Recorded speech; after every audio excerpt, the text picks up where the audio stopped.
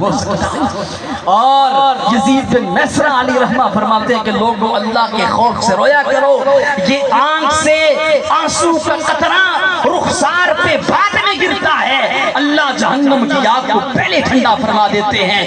لوگوں جہنم کی وہ آگ جو دنیا کی آگ سے 69 درجے زیادہ سخت ہے، ساری کائنات کے سمندروں کا پانی، ساری کائنات کے دریاؤں کا پانی، ساری کائنات کے ندی نالوں کا پانی اگر اس آگ پہ ڈال دیا جائے تو وہ آگ ٹھنڈی نہ ہو، اس قدر شدید آگ ہے۔ لیکن یہ بندہ مومن کی آنکھ سے نکلنے والا اللہ کی خوف سے آنسو یہ آنکھ سے رخسار پہ بعد میں گرتا ہے، اللہ اس آگ کو پہلے ٹھنڈا فرما دیتے ہیں۔ اس لیے لوگوں اپنے اللہ کے سامنے رونے کی کوشش کیجئے۔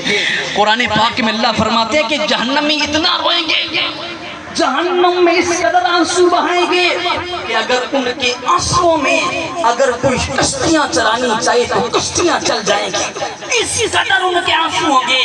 لیکن فرمایا کہ جو دنیا میں ایک آنسو بہا لیتا ہے تو فرمایا وہ لاکھوں کروڑوں آنسوؤں سے کیا بلکہ اس پہ جہنم کی آگ ہی حرام ہو جاتی ہے۔ تو اس لیے اپنے اللہ کے سامنے رونے والے بن جائیے کہ ہر وقت کا ہنسنا کہیں تجھے برباد نہ کر دے، ہر وقت کا ہنسنا کہیں تجھے برباد نہ کر دے، تنہائی کے لمحوں میں کبھی رو بھی لیا کر۔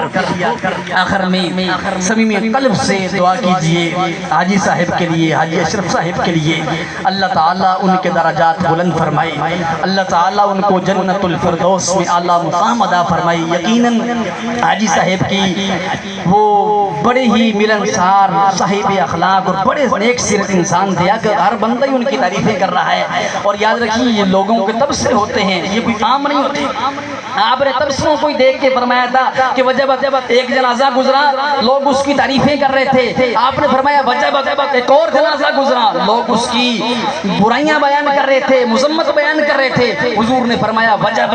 صحابہ نے پوچھا بعد میں اللہ کے حبیب آپ نے دونوں جنازوں پہ وجب کہا کہ جنت واجب ہوگی، کیا مطلب؟ آپ نے فرمایا جس بندے کی لوگ تعریفیں کر رہے تھے اللہ نے اس پر جنت واجب کر دی، اور جس کے لوگ نقص اور برائیاں بیان کر رہے تھے اللہ نے اس پر جہنم واجب کر دی۔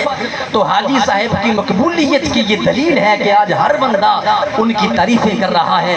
تو صمیم قلب سے دل کی گہرائیوں سے دعا فرمائیں کہ اللہ تعالیٰ ان کے درجات بلند فرمائے، اللہ ان کی اخروی منازل آسان فرمائے۔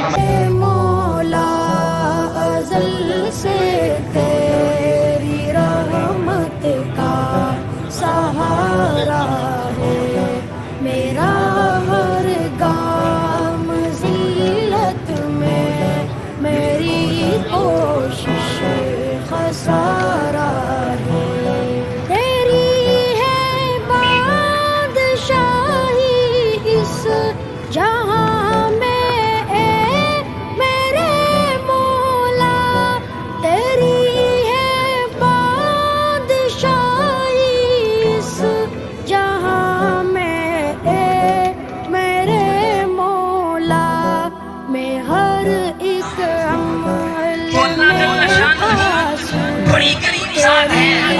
معاف کرنے کے بہانے تلاش کرتا ہے۔ اور آخری بات آئیے